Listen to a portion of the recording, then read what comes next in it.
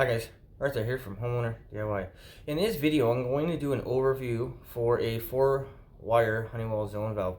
Now, this is going to add on to the previous video I did on how to troubleshoot a hydronic heating system, a hot water heating system. When it comes to a 4-wire Honeywell zone valve, there's some things that you need to know. I hope to clarify some things and answer questions that you may have from the previous video, as I was working in a dungeon in somebody else's house. So with that in mind, what we'll do is we'll look at our zone valve. Alright, this is a Honeywell 4-wire zone valve. So the red wires are for the end switch for the burner circuit. The yellow wires connect to the thermostat, and they are for the motor. So looking at the outside of the zone valve, we have an arrow for flow, which means water goes this way. You have auto, manual, open.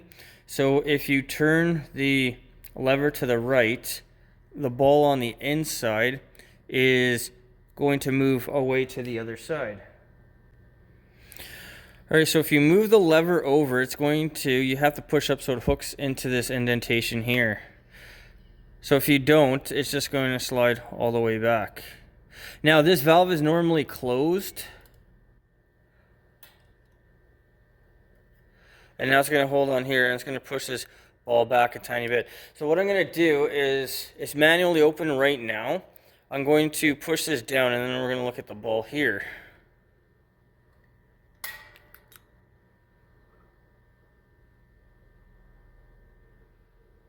And now the valve is once again closed. So for these zone valves, this is a 3/4, but they'll have a cover, so you can just pull the cover off. And this is what we see on the inside. All right, so this is the motor head. The end switch is here. And then right there is where the end switch actually depresses. So if I open the valve manually, you hear the click and then it comes back. So once again, I'm going to open it, and you're going to hear that it's silent as it turns the gears here.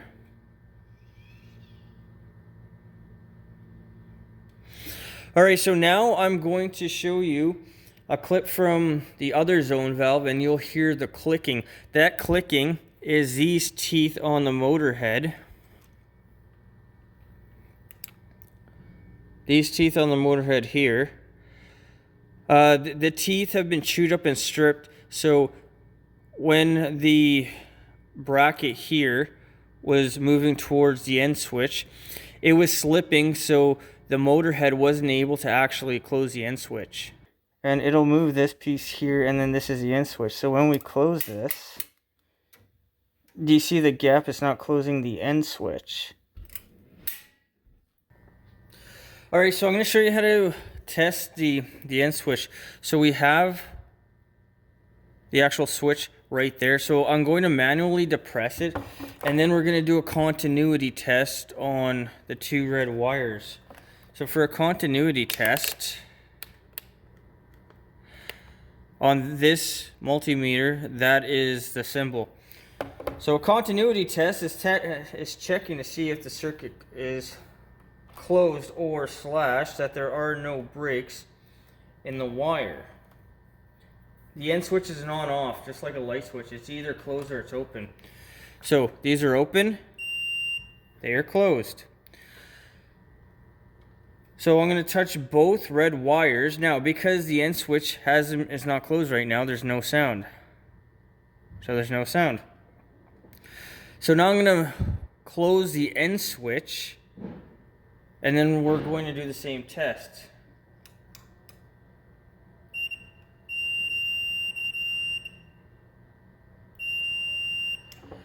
So when you close the end switch, you get a sound. That means the end switch works. If you do this test and there's no sound, that means the end switch is not working anymore. Alright, so this is the instructions that come with the zone valve. So this transformer here, this is an external transformer on my drawing. That would be the external transformer. This external transformer is for the thermostat and zone valve wiring. So our transformer, 24 volts, and then the other side is common.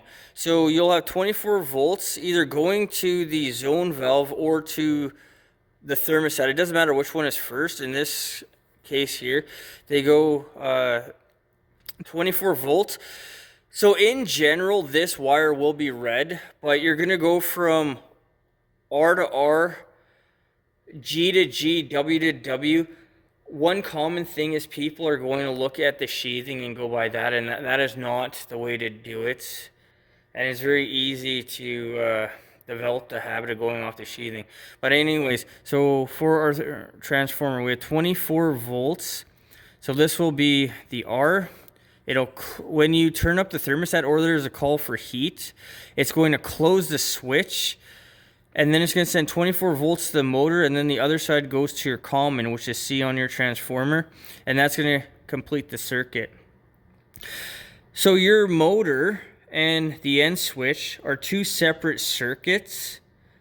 The only bearing that they have on each other is when the bracket that is actuated by the motor that closes the end switch. Otherwise, they're two completely different 24 volt circuits. All right, so this is a thermostat. We'll just pull the cover off.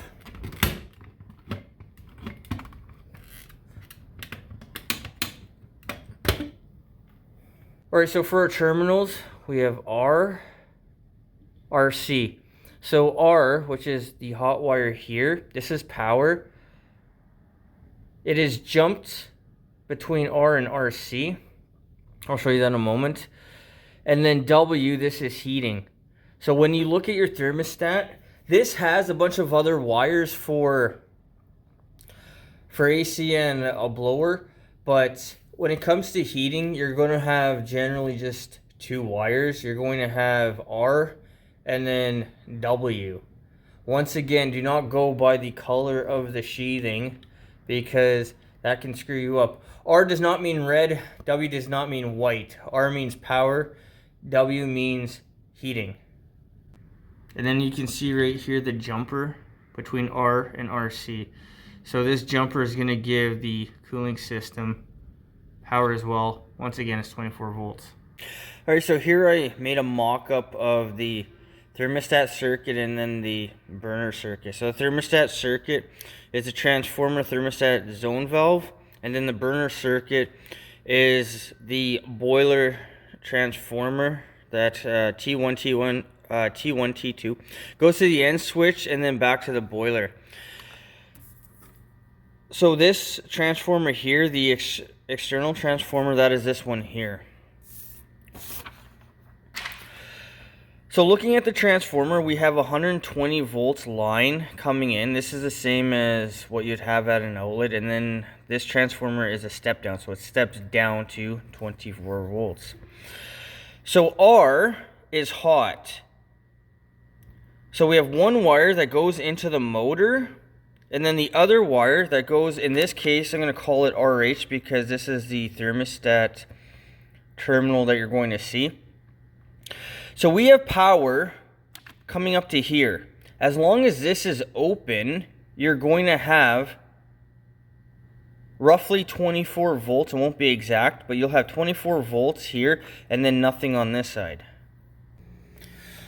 All right, so we'll take our voltmeter. We'll go to 200 ACV, which is alternating current volts. All right, so I put a nail to be the switch for the thermostat.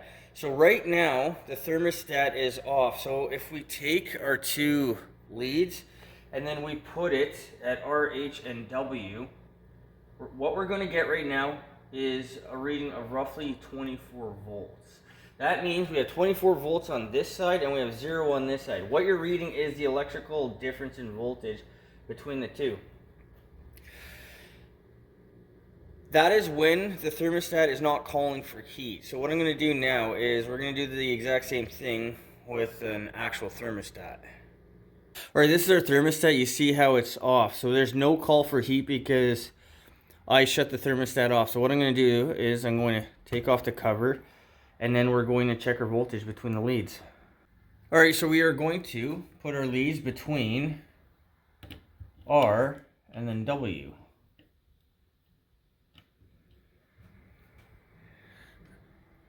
So you see 27 volts. That means there's 27 volts on the R side and there's nothing on this side. So this circuit is currently open. There is no call for heat right now.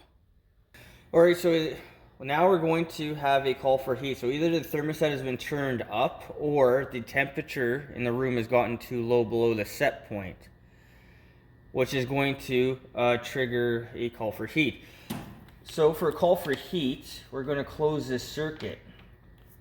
So now we have power going from the transformer through the motor up to the thermostat, across the W, which is common, it's neutral, and it's going to go back to the common here. We have now a completed circuit. So if we take our two leads and then we put it across R, H, and W, it's going to say 0 volts. Opposed to 28 volts, because now we have a closed circuit. So with the circuit closed, what that is going to do is that is going to actuate the lever, the bracket here, and that is going to hold the end switch closed. With the end switch closed, now our boiler circuit, which is also 24 volts. So we have power 24 volts going to the end switch. When it's open, the circuit is open. But when there's a call for heat and the end switch is closed, now we have 24 volts that goes through.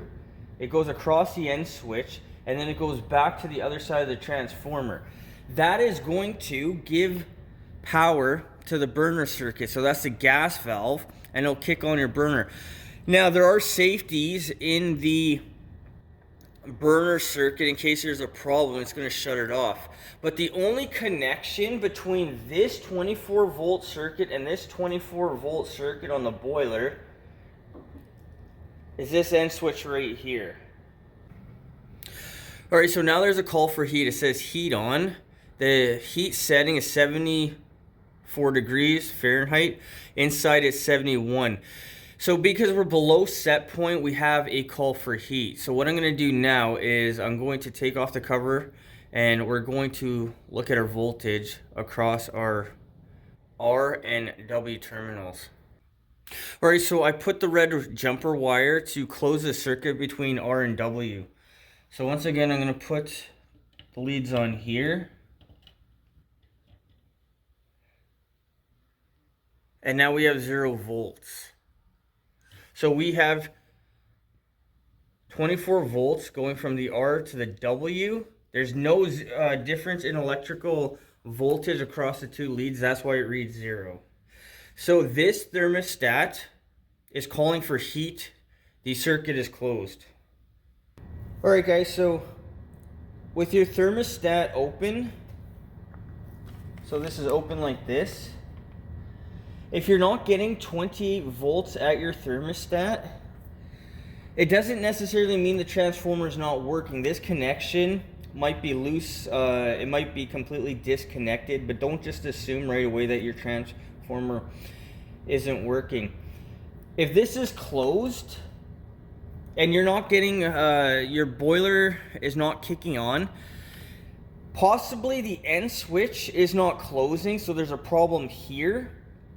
Possibly there's a loose connection or no connection somewhere in the circuitry between T1, T2. One other thing is that we're not going to get into on this video is with the T1 and T2, there are safeties. There's a flame rollout switch, a spill switch, damper switch. There is a big loop of switches in series, which means if one of those safeties have been tripped, the entire burner circuit won't kick on. That is beyond the scope of this video, but for DIYers, as long as you understand a zone valve, there's no reason that you shouldn't be able just to change the motor on one of these on your own. If you have to replace the entire zone valve, that is something that is a lot more work, a lot more effort, and that might be beyond your means. But that covers a basic overview on a 4-wire Honeywell zone valve. Alright guys, so that concludes the overview for a 4-wire Honeywell zone valve. So Honeywell and I think Tacos are the two most common zone valves you're going to come across. Now I said in the previous video, hold the end switch down for 90 seconds to 2 minutes. Really, that is only for a Taco zone valve because it takes 90 seconds for it to energize. But if you're not sure, just do it for either or. Do it every time and you're going to eliminate any possibility of error based on the type of zone valve. Guys, I hope you enjoyed the video. I hope you learned something. I hope the information here is going to help you to be better and more confident when it comes to troubleshooting a hydronic heating system with Honeywell zone valves. Guys, till next time, please hit the like button, subscribe, and I'll see you on the next project.